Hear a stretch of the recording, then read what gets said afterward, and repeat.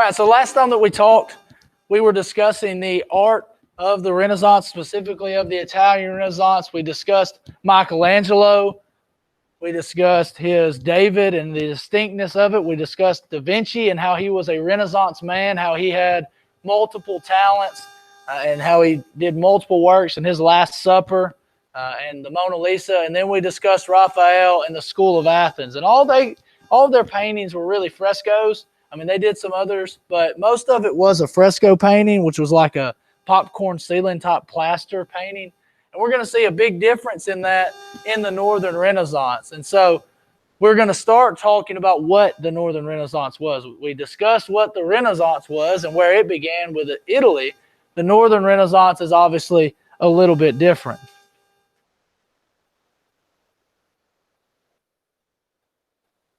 So the Northern Renaissance began about 1450 to 1500. And it began because of growing wealth in Northern Europe. And you need to write down the things in red. If it's in red, write it down. If it's not in, or type it, sorry. Yes. It's about the second page. It says Northern Renaissance. Probably the top of the second page.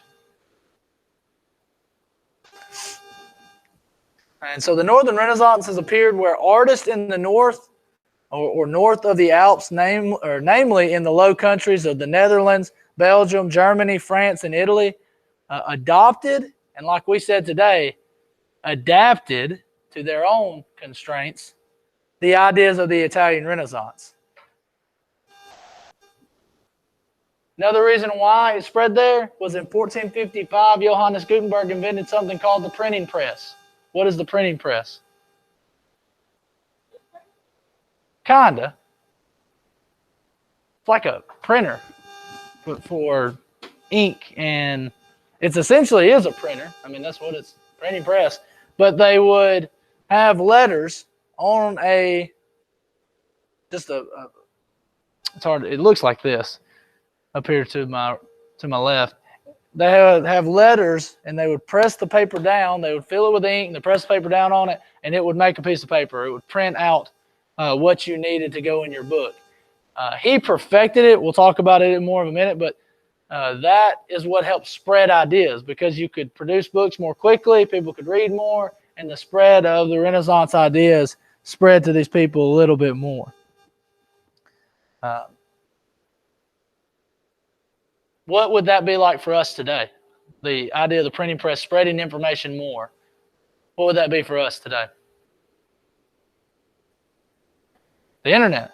I mean, that's how y'all get every bit of your information. Literally everything that you've done this week up until today has been you go to the internet and figure it out. You know, read, research, watch a video. So that's how we do it today, is the internet. But back then, they didn't have that. So they had the printing press. Printing press produced a lot of books for them. The Northern Renaissance was characterized by a couple different things. One being the humanist ideas were merged with Christianity. Again, remember the Renaissance thinkers were not atheists. They were Christians, but they had moved away from Christianity somewhat and focused on the celebrating of human achievement and potential, that humanist idea, that humanism coming out. Well, they did the same thing, but they had a little bit more focus on Christianity. And part of that having to be with the fact that as it moved, it changed a little bit. They were a little bit further away from the corruptness of the Catholic Church. Of course, the corruptness of the Catholic Church made its way up there as well. It is characterized overall by a realistic approach to painting, oil-based paintings, and woodcut engravings. And I'm sorry that y'all can't see that. It's just ing on the end. A realistic approach to painting, improved techniques of perspective.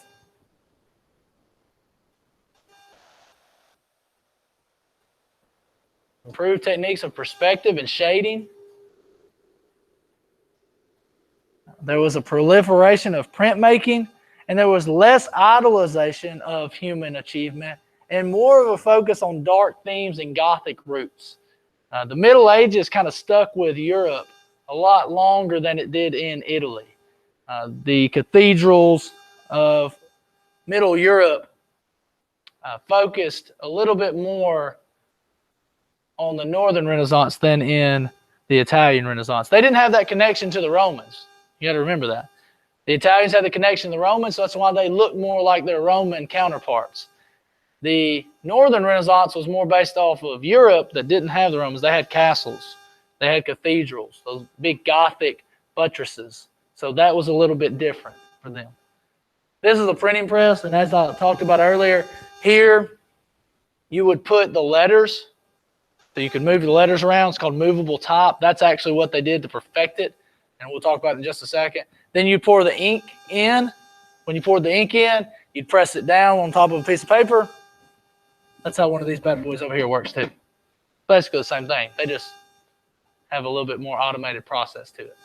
But that is the printer that you have in your room. It's the printer I've got. That's the old version of it. And then they could change the letters up and do the same thing for the next page. So the Bible could be printed a lot faster, or any kind of book. So the first guy we're going to talk about is Jan van Eyck.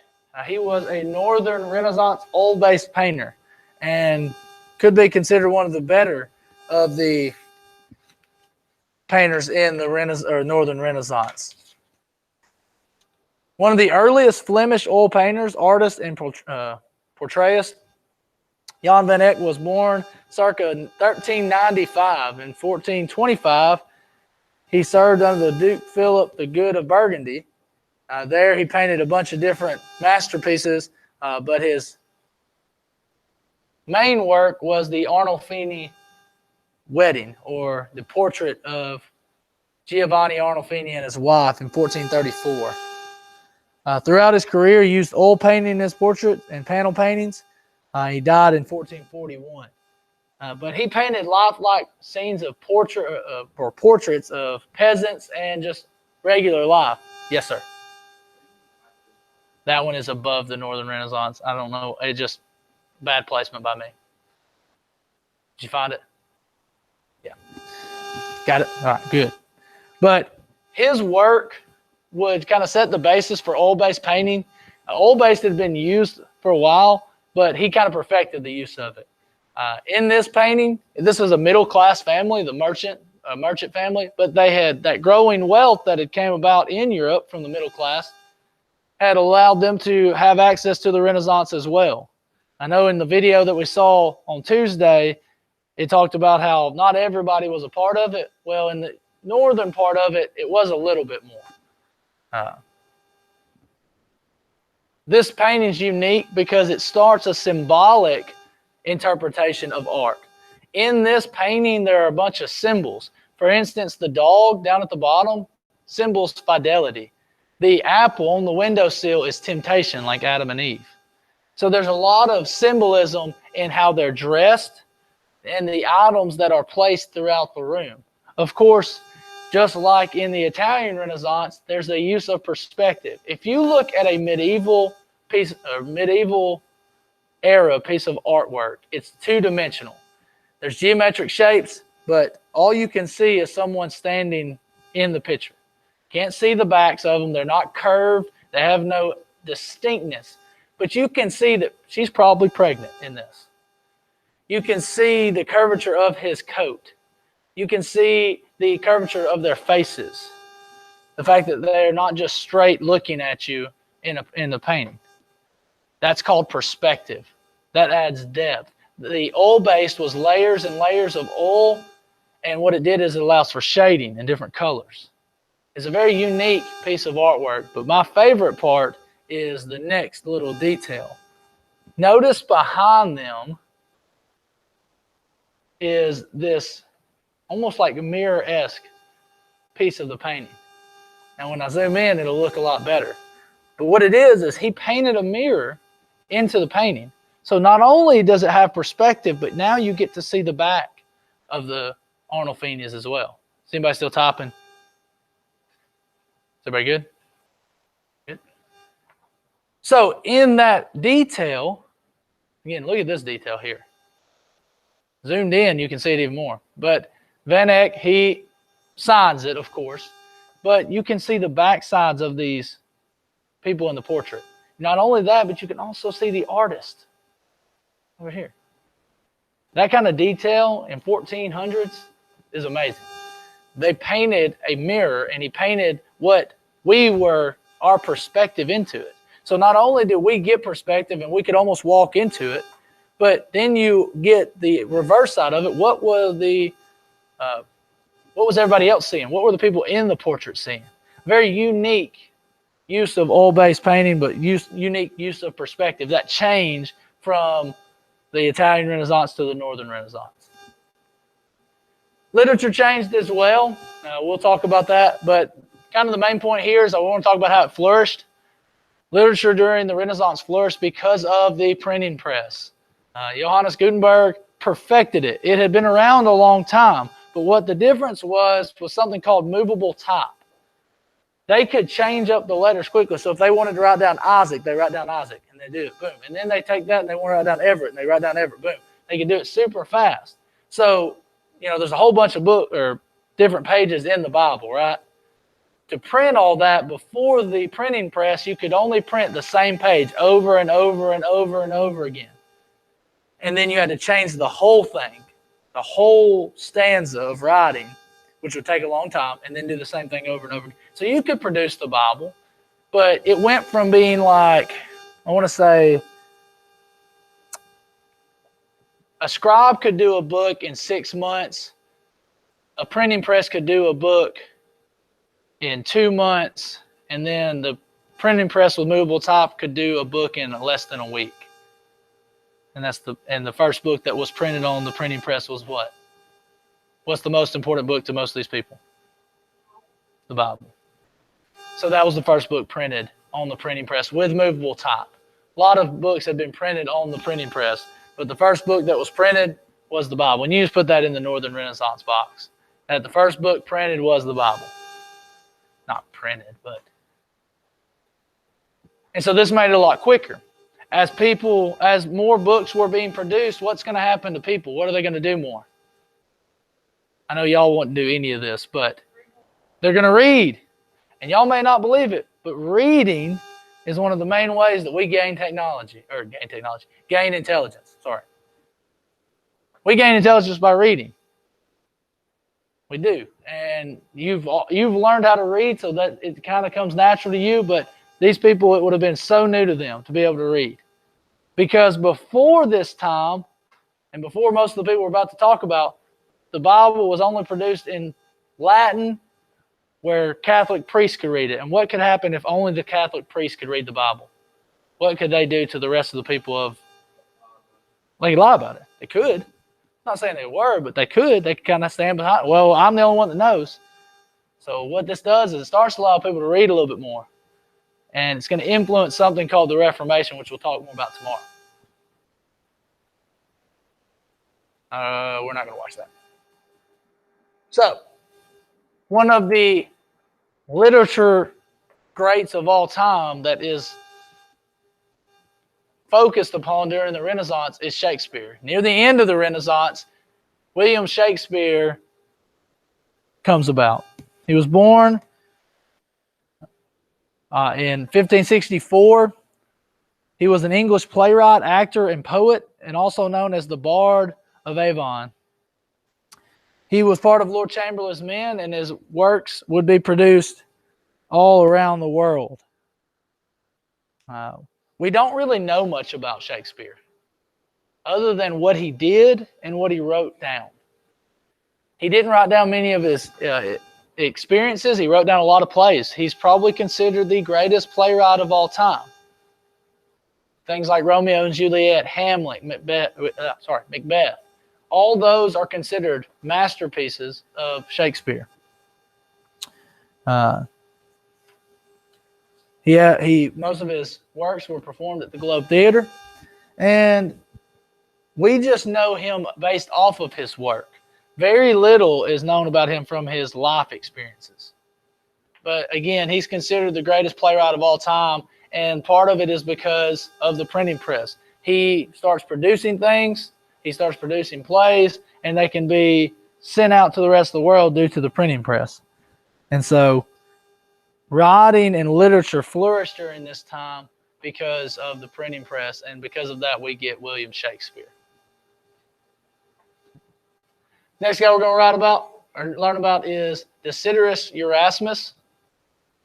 He was the most famous humanist philosopher, a dominant figure of the early humanist movement. He was neither a radical nor an apologist, and he was a very controversial figure in the Renaissance. He was a man of great intellect who rose from meager beginnings to become one of Europe's greatest thinkers. He basically defined the humanist movement in Northern Europe. And his translation to Greek of the New Testament brought on a theological revolution. He pushed for a vernacular form of the Bible. Does anybody remember what vernacular means? Native languages. So for us, vernacular would be what? What is our native language? English. But in these times, it would have been German or Italian or French, English, those things. So he pushed for the Bible in vernacular form. What would that give the rest of the people of the world over the Catholic Church? Control. They could read the Bible, and they could figure out on their own what they were trying to learn. He wrote a book called The Praise of Folly. It's a satirish book where he used humor to show the immoral and ignorant behavior of people, mostly the clergy, and the things that they were doing wrong. Does anybody know what clergy are? Church officials.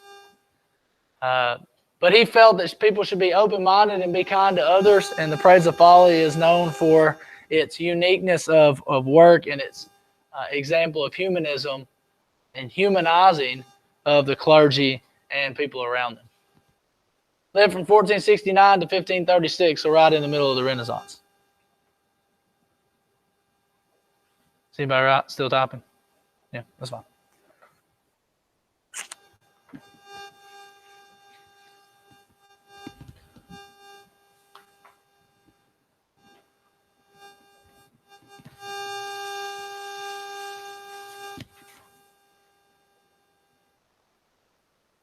Good. Last guy we're going to talk about is Sir Thomas More. He was an English humanist. From 1478 to 1535 is when he lived. And he wrote a book called Utopia. Does anybody know what a utopia is?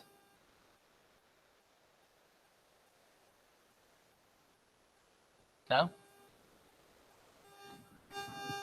Yeah, basically. Mm-hmm. A book about a perfect society. Don't you think we need this today?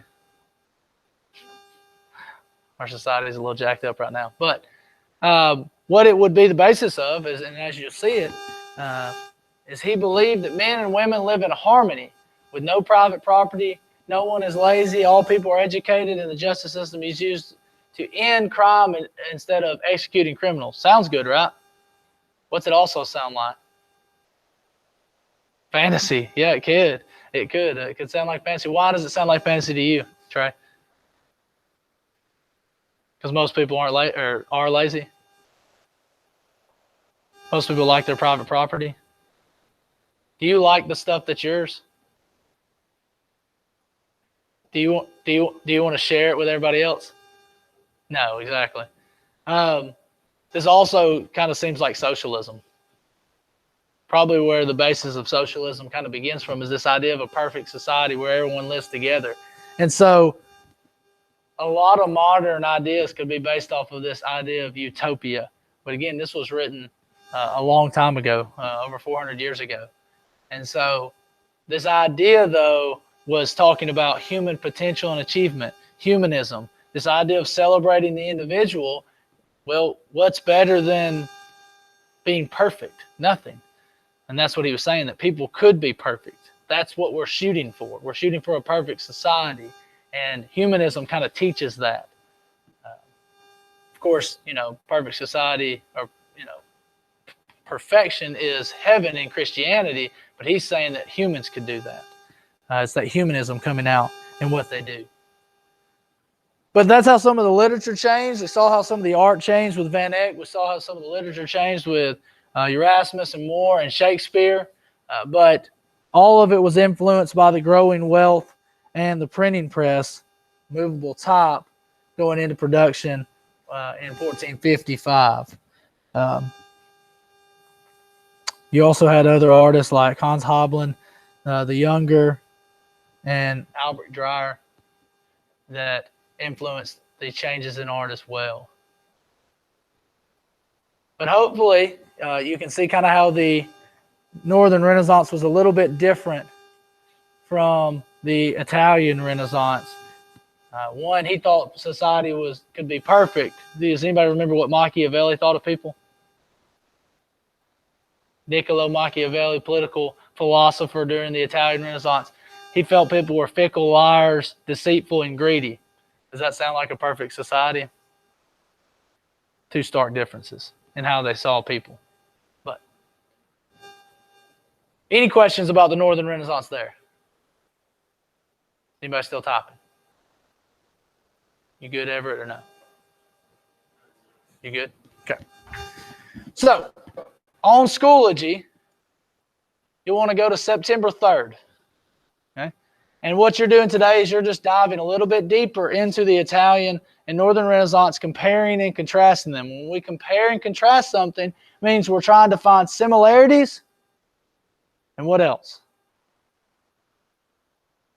Differences. So we compare it, we're finding similarities. We contrast it, we're finding differences. So if you use the second link to access the compare and contrast chart for the Italian and Northern Renaissance, you've studied the people, places, and events of both. Use the links within the assignment to distinguish how they are similar and how they differ. Include at least 3 points for each section of the assignment. Turn your work in on Schoology. So you click this link here, and you'll get a copy of it. It'll ask you to make a copy. You make a copy when it loads. And so you'll use the links provided to gather your information. So you're doing a little research, a little bit more on your own. You can do it based off some things that I talked about as well, some differences that we discussed. But you'll describe what was different about the Northern Renaissance here and what was different about the Italian Renaissance here. And then you will describe how they are similar here in the middle. I think most of you know how a Venn diagram works. You've probably used them before, but I like to go over it first time we do it. That way there's a guaranteed, hey, Coach Irby told us how to do this. You click these links, and they'll take you to different websites. And that's where you'll get your information from. Do you have to get your information from that website? No. You can go find it from another website if you need to. Yes, Chandler? Yeah, you'll have to have 3 things in each. Yeah, 3 at least points in each one. I did not make you write them in complete sentences, though. Okay? So write characteristics that apply to each area of the Renaissance, and then some that apply to both. Think about the artists, writers, patrons, styles, important works, things that differ between them, things that were similar between them. Okay? Are there any questions? All right. Those of you guys at home, I hope that you're having a good day. Make sure you do your work. Everything's due on Sunday, and have a great day.